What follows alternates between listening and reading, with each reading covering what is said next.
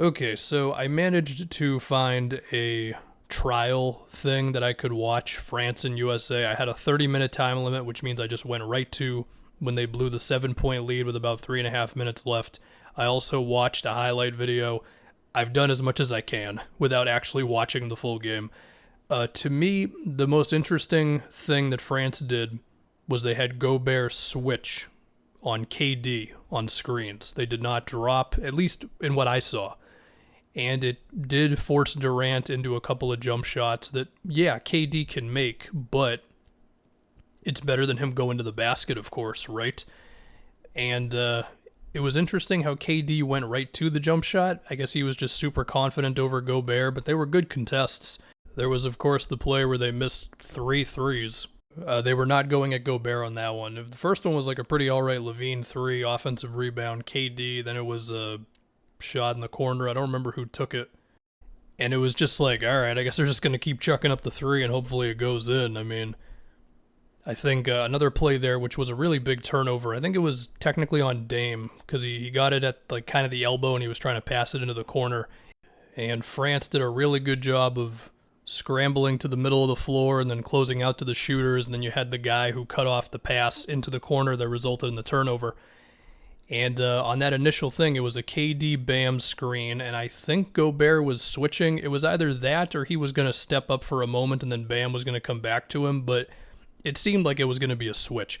And then, they were just so good at knowing what to do immediately. Now, that said, looking at that play, I was really surprised that Dame didn't shoot it. It's possible they're being a little too unselfish. And then for what happened with France on offense, so we had 2 of the same play on out-of-bounds actions underneath the basket. It was just a screen at the free throw line from Gobert. One was for Batum. One was for Fournier. The other thing they did was they had a cutter going to the basket from the opposite corner at the same time, and I think that freaked out Bam to where he had to commit to the rim a little bit.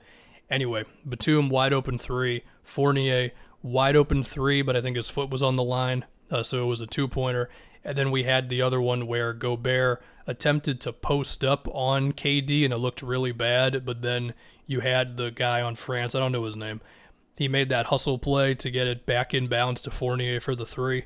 So basically, you just had one team that was willing to go all out, to steal a pass that's going to the corner, dive on the floor to get it back to a shooter, making smart plays off ball to get open guys in the corner and stuff.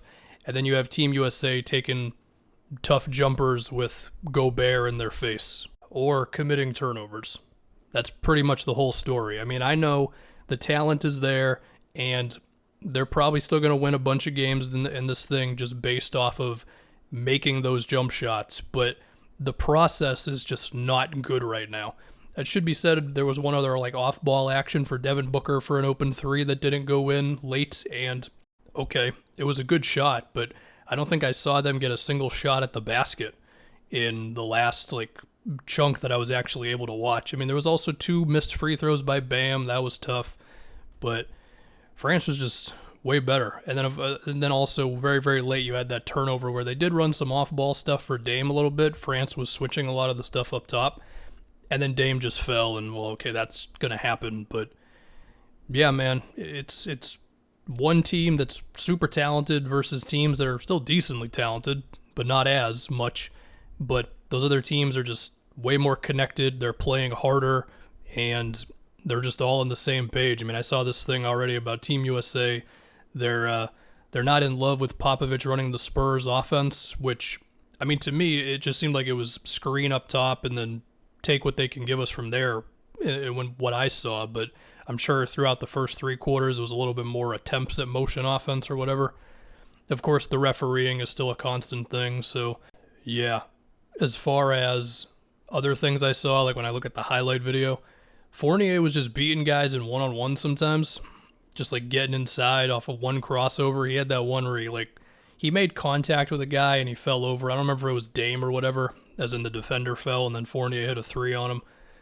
Can the Celtics get this Fournier, assuming that they re-sign him? That would be pretty cool.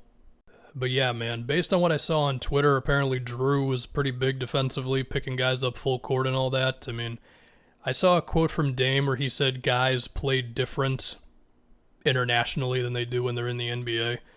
And I can't help but think that Team USA does have a bit of like, oh, well, that's Gobert. We've seen him get put in tough situations in the playoffs. Oh, that's Evan Fournier. He's just a 17-point guy. We can handle these dudes. They're still NBA players, man. And they're clearly going at it with more effort and energy and all that stuff than Team USA is right now. On top of, again, they're just smarter because they've got better chemistry. So